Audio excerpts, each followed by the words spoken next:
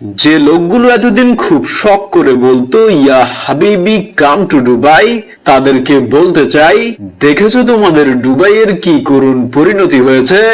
একটা জিনিস সব সময় মনে রাখবেন, মহান আল্লাহ তাআলা সবকিছুরই একটা সীমা নির্ধারণ করে রেখেছেন। দুবাইয়ের এখন যা পরিণতি হয়েছে তা দেখে মনে হচ্ছে না যে এটা সেই ব্যবসা বাণিজ্যের শহর দুবাই। একে দেখে মনে হচ্ছে এটি কোনো এক গরিব শহর যেখানে আল্লাহ সুবহানাল্লাহ তাআলার গজব নাজিল হয়েছে। আল্লাহ সুবহানাল্লাহ তাআলা তার বান্দাদের বারবার সুযোগ দেন যেন তারা তাদের ভুল সংশোধন করে রবের পথে ফিরে আসে, কিন্তু সেই সুযোগের বাঁধ যখন ভেঙে যায়, মানুষ তারপরও যখন পরিবর্তন হয় না, তখন আল্লাহ তাআলা তাদের উপর আযাব নাজিল করেন। মহান আল্লাহ তাআলা এবার যেন দুবাইবাসীকে সেই হযরত নূহ আলাইহিস সালামের আমলের প্রলয়কারী প্রাকৃতিক দুর্যোগের ছোট্ট এক নমুনা দেখিয়ে দিলেন।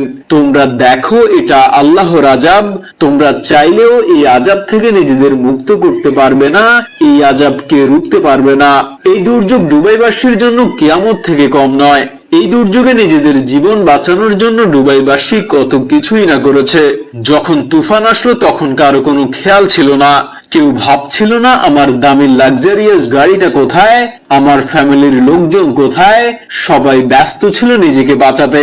আপনি একটু ঠান্ডা মাথায় ভাবুন, এটা কি কিয়ামতের আলামত নয়? কিয়ামত যখন হবে সবাই তখন ইয়া নাফসি বলতে থাকবে আর নিজেদের জন্য অস্থির হয়ে পড়বে। পৃথিবীর আর কোনো মায়ামোহ তার ভেতর কাজ করবে না। কারো মাথায় আসবে না আমার আত্মীয় স্বজন কোথায়, আমার বন্ধু বান্ধব কোথায়, আমার স্ত্রী কোথায়, স্বামী কোথায়, আমার সন্তান কোথায়। কারো কথা তখন মাথায় আসবে না।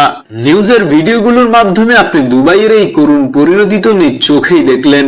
ঠিক এমন পরিণতির কথাই মহান আল্লাহ তাআলা পবিত্র কোরআনের সূরা আস-সাজদা আয়াত 31-এ ইরশাদ করেছেন, যা শুনলে আপনিও শিহরিত হবেন।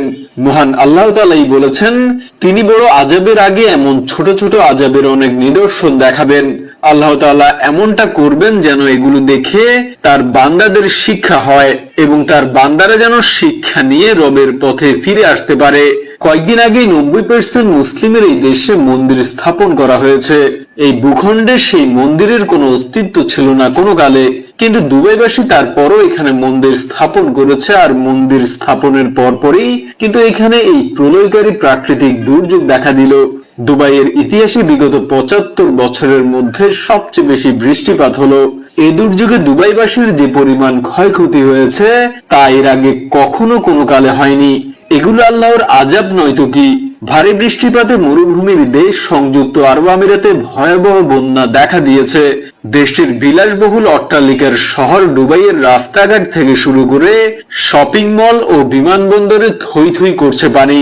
মধ্যপ্রাচ্যের এই দেশটিতে বৃষ্টি হয় না বললেই চলে, আর সেই দেশটিতেই এমন প্রবল বৃষ্টিপাত, ভয়াবহ বন্যা। এই দুবাই পরিণত হয়েছে ভোগের নগরীতে। এখানে ব্যাঙের ছাতার মতো ছড়িয়ে পড়েছে অশ্লীলতা। এখানে সবাই বিলাসী গাড়ি আর দামি মদে আসক্ত। পৃথিবীর এমন কোনো পাপাচার নেই যা দুবাইতে সংঘটিত হয় না। সবাই কিন্তু এই সত্য জানে, কিন্তু কেউ তা স্বীকার করতে চায় না।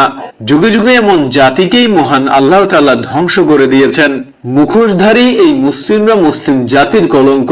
তারা ইসলামী লেভাস পরে আচরণ করছে অইসলামিক। তাদের কাছে এখন আর হালাল হারামের বাছ বিচার নাই। তাদের কাছে এখন সবই বৈধ। যুগে যুগে কিন্তু এমন জাতির উপরেই আল্লাহর আযাব নাজিল হয়েছে।